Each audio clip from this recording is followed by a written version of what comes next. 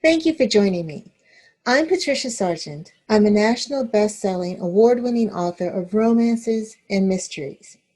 I write romance as Patricia Sargent and as Regina Hart, and I write mysteries as Olivia Matthews. I'd like to share with you an excerpt, first from one of my Patricia Sargent romances, and then a separate excerpt from an Olivia Matthews mystery. Let's start with the romance. You Belong to Me is my very first published book.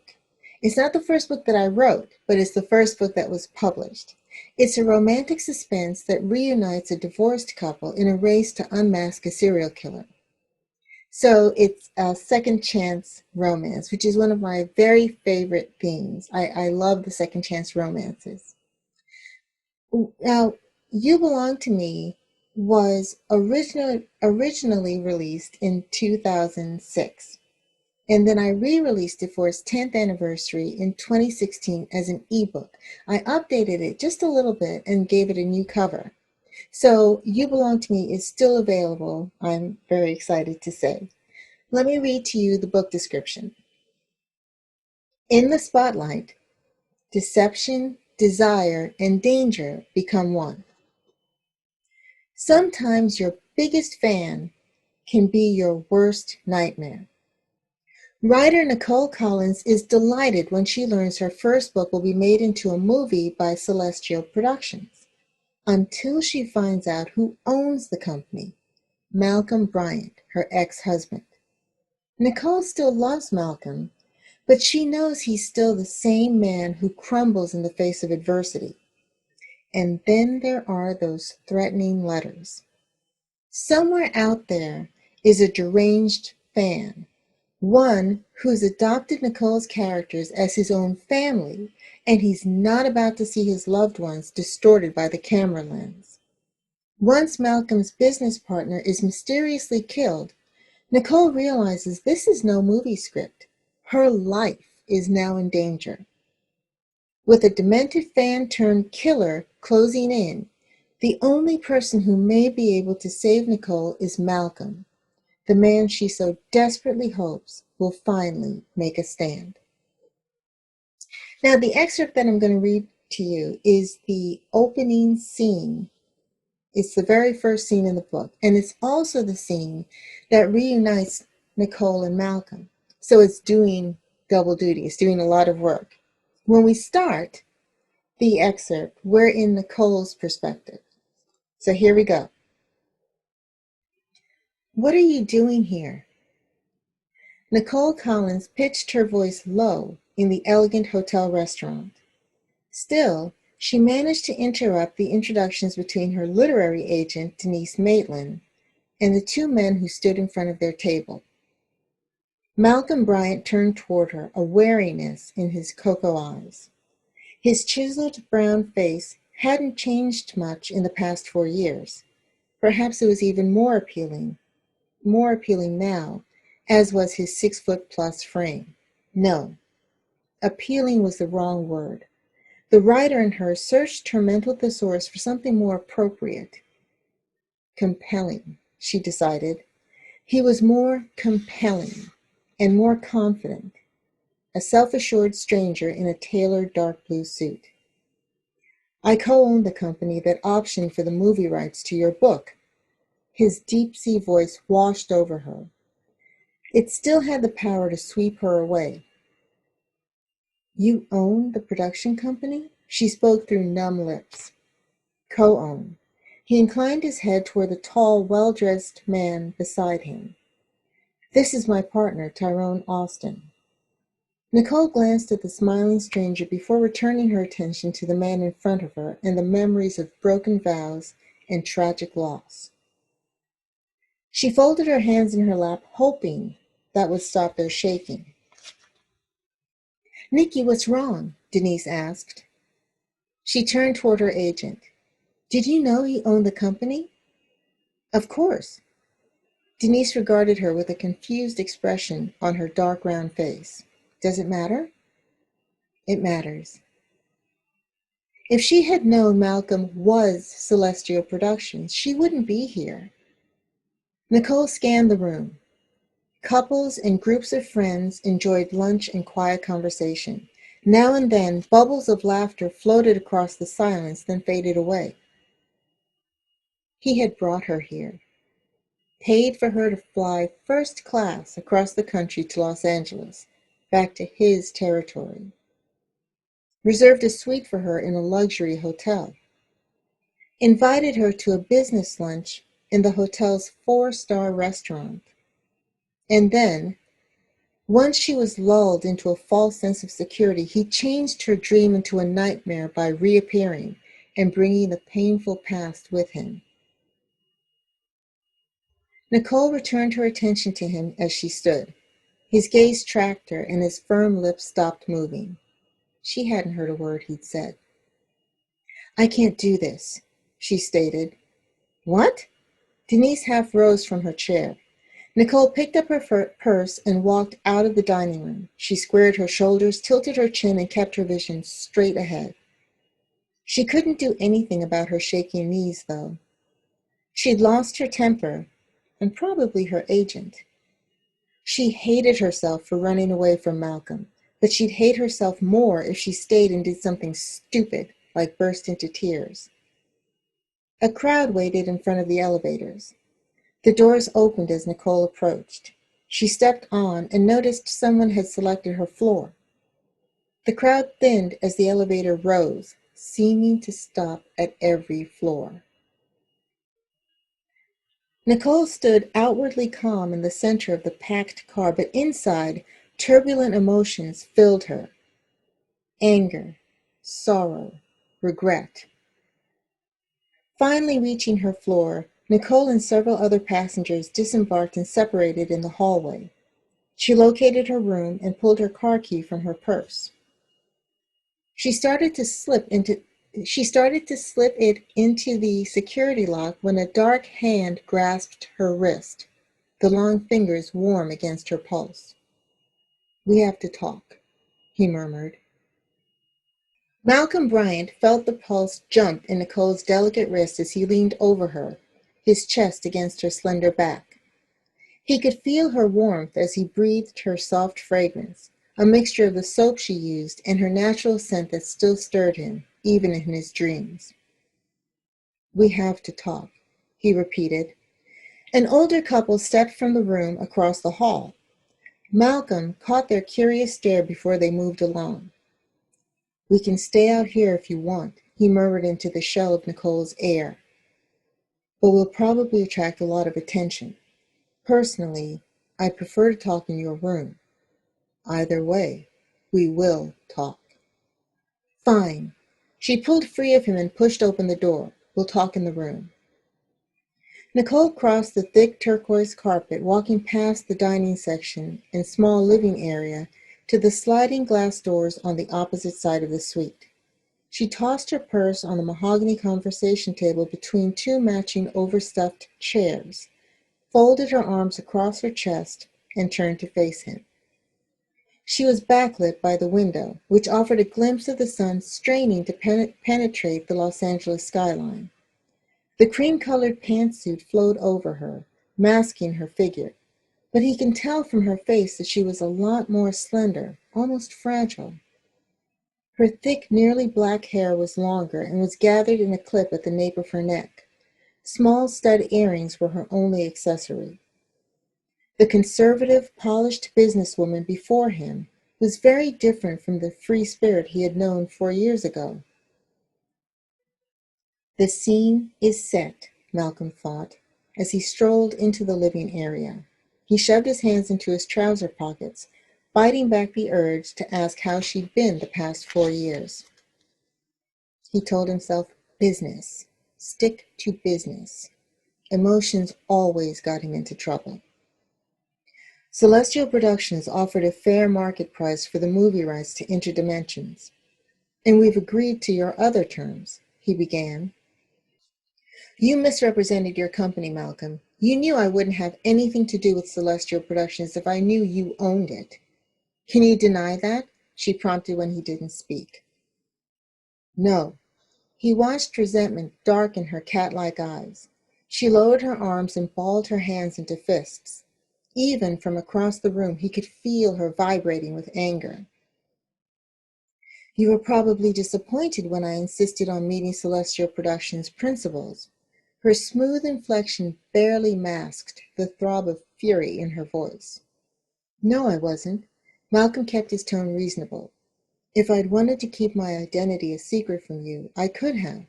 I didn't have to come to lunch today. Then how would your partner have explained your absence? We would have thought of something. The point is, I never hid from you. When your agent asked for information about our company, we gave her everything. You must not have asked to see it. My name was all over those papers. Malcolm saw the flicker of doubt in Nicole's eyes before she lowered her gaze. After you walked out on me, I never thought you would willingly come anywhere near me again, she said. But Denise told me Celestial Productions approached her. Malcolm pushed away the guilt her words evoked, reminding himself he wasn't the only one to blame for their relationship failing. Nikki, you pushed me away. Don't! She held up a slim hand, pain clouding her ebony eyes. I don't want to talk about it, Malcolm. He dropped his gaze to hide his own pain. Fair enough. He thought, business. Stick to business. Ty and I are very excited about the idea of owning the movie rights to Interdimensions. We enjoy science fiction, and we do a good job with your book. Nicole turned toward the window. And you'd give me everything I asked for. Allow me final approval on the screenplay and input on the shooting locations, the cast, and the final cut. Yes. Malcolm frowned at the tightness of her tone. Tempting. Nicole turned back to him. But deals with the devil usually are. So that's the excerpt from You Belong to Me, one of my romantic suspense novels. And as I mentioned before, it's still available in ebook from my website. Now, changing personas, changing genres, I'd like to read an excerpt from one of my Olivia Matthews cozy mysteries. It's Mayhem and Mass, the first book in my Sister Lou mystery trilogy. Now, as I mentioned, Mayhem and Mass is a cozy mystery, and it features a Catholic sister as a reluctant amateur sleuth. Here's the book description. For a plainclothed nun, sleuthing is a habit. A Los Angeles transplant, Sister Louise Lou LaSalle, feels right at home in Briar Coast, New York. After all, her beloved nephew, Chris, works at the college founded by her congregation. But while Sister Lou has always played by the rules, she's about to have her faith in herself tested by murder. Sister Lou expects some pushback when she invites her friend, Dr. Maurice Jordan, to be the guest speaker for the St. Hermione of Ephesus Feast Day presentation. The theology professor is known far and wide for his controversial views. What Sister Lou is not prepared for is finding him dead in his hotel room, bashed over the head. When the local deputies focus on the members of her congregation as suspects, Sister Lou takes matters into her own hands. Against Chris's wishes, she teams up with a cynical local reporter to delve into Maurice's life. The unlikely partners in crime fighting uncover a litany of both devotees and detractors. And though it might take a miracle to find the killer, Sister Lou vows to carry on until justice prevails. Now, the excerpt that I'm about to read is not the opening scene, but it is one of the earliest scenes in the book. In this scene, one of Sister Lou's very good friends, Sister Carmen, is driving Sister Lou to the hotel where Sister Lou's friend and their guest speaker, Dr. Maurice Jordan, is staying for the event. And when we start, we're in Sister Carmen's perspective. Well, we start with Sister Carmen. Here we go. I don't mind driving you around, Sister Carmen Vega pulled her car out of the Mother House parking lot on her way to Maurice's hotel late Thursday morning. "But I'll be so glad when you get your license back." "Me too." Sister Lou breathed deeply, trying to ease her irritation. "I don't like depending on other people to chauffeur me around." "Then you must stop with the speeding." Sister Carmen's lyrical voice chided her as she maneuvered out of the Mother House's driveway. "I don't even realize I'm doing it." Sister Lou responded absently as she checked her watch again. She thought, where is Mo? She had a laundry list of tasks she should be doing in preparation for the lecture, rather than chasing after a delinquent speaker. "Then you must pay closer attention, although I suppose it's to be expected." Sister Carmen shrugged. "You follow the rules in every other part of your life. Your rebellious nature is bound to show up sometimes." "I'm not rebelling." Sister Lou gave her friend a puzzled look. Sister Carmen had come to the congregation from a small town outside of San Diego. Sister Lou was drawn to the younger woman's joy and her usually insightful nature. But Sister Carmen was wrong about Sister Lou having a rebellious side. "But of course you're rebelling." Sister Carmen checked the traffic before turning onto Main Street. Sister Lou thought, was Carmen right? Is my speeding a form of rebellion? "That's ridiculous." Sister Lou scowled. Sister Carmen shrugged again. Silence settled into the car, giving Sister Lou's aggravation room to grow. This wasn't Maurice's first presentation. She'd confirmed his arrival time yesterday, and now, the day of his presentation, she hadn't heard from him. She checked her cellular phone again. Still no messages or texts from her friend. Her watch showed 11:15, minutes before the reception and a little more than 2 hours before the presentation. She'd expected him 15 minutes ago. Actually, she'd expected him by 10:50. He was always early. This wasn't like him. Sister Carmen followed the same route to Maurice's hotel that Chris had taken last evening. The hotel was the only full-service option in Briar Coast. Not for the first time, Sister Lou wondered why Maurice had chosen to stay in a hotel, much less a full-service one, since he and his family were only an hour away from Briar Coast in Buffalo. "Why must we race to the hotel now?" Sister Carmen broke the heavy silence. "It's not even noon." "I'd asked Mo to arrive early to help us greet our guests." Sister Lou's watch now read 11:17. "He promised to be here by 11. So he's late." "Mo's never late. In fact, he's always early." She felt a squirt of anxiety. "Then maybe he forgot to be early." Sister Carmen checked her rear and side mirrors before signaling to switch lanes. "So he's late for the reception. At least he'll be on time for his presentation." Mo wouldn't forget the reception, and he would have called if he was running late. Sister Lou's agitation dipped toward unease. She thought, he wouldn't forget. Then what was wrong? "Did you try calling him?" Sister Carmen turned onto Town Street. "Yes, 4 times. She'd left 2 messages and a text on his cell. She'd even called the hotel's front desk to leave a message on his room phone. Maybe he's having car trouble. Then he should have called." Her irritation returned, accompanied by a burgeoning fear. This wasn't like Mo. He'd better have a good explanation for this. The hotel came into view. Sister Lou drew a breath in an attempt to cool her growing temper and quiet her increasing discomfort. The effort failed. Sister Carmen pulled into the hotel's driveway and stopped in front of its entrance.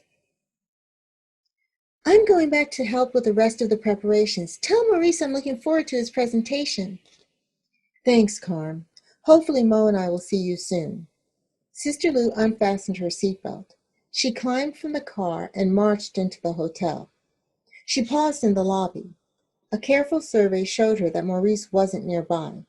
Her disappointment stung. She was going to give him a piece of her mind. provided he was okay. She crossed to the bank of elevators on the other side of the lobby. Maurice's room was on the 8th floor. The few people who joined her in the elevator disembarked on earlier stops. She was alone when the doors opened at her destination. She stepped off the elevator and looked around. This was where the hotel showed its age.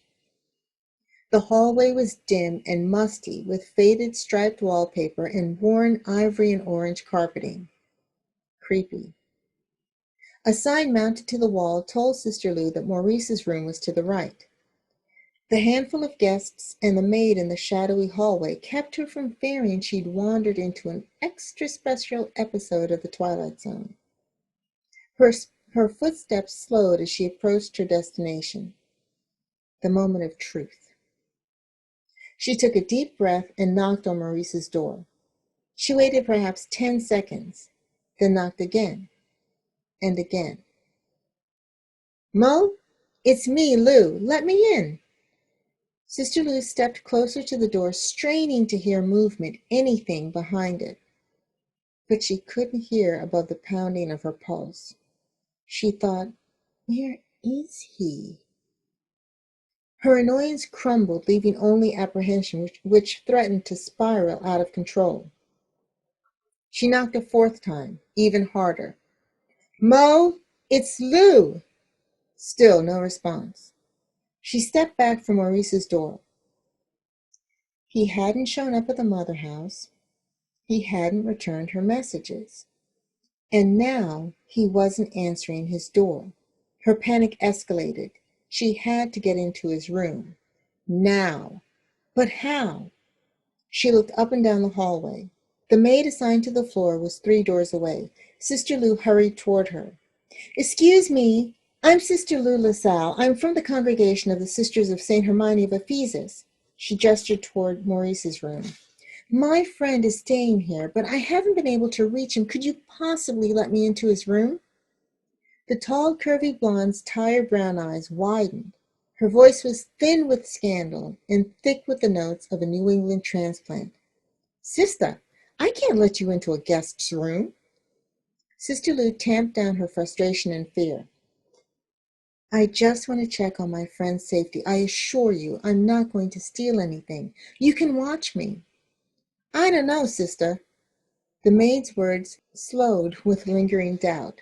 Her eyes dashed toward Maurice's room and back. "Please, I can't reach him. I've left 4 messages. He hasn't returned any of them. This isn't like him. I'm very worried. I'm frightened out of my mind." The maid hesitated a moment longer. "All right, sister, but we gotta be quick. And don't go telling my boss." "No, of course not." Shaking with relief, Sister Lou followed the woman back to Maurice's room. Thank you very much."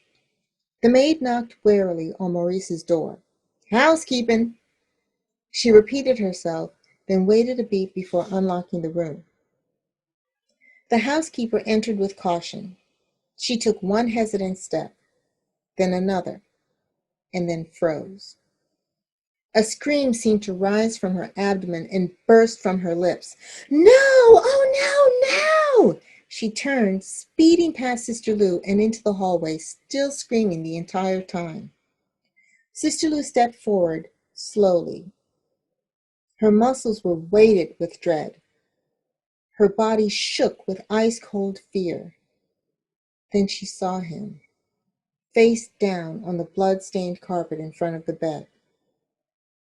She trapped her scream in her throat. Tears stung her eyes. She couldn't breathe. Mo, Mo.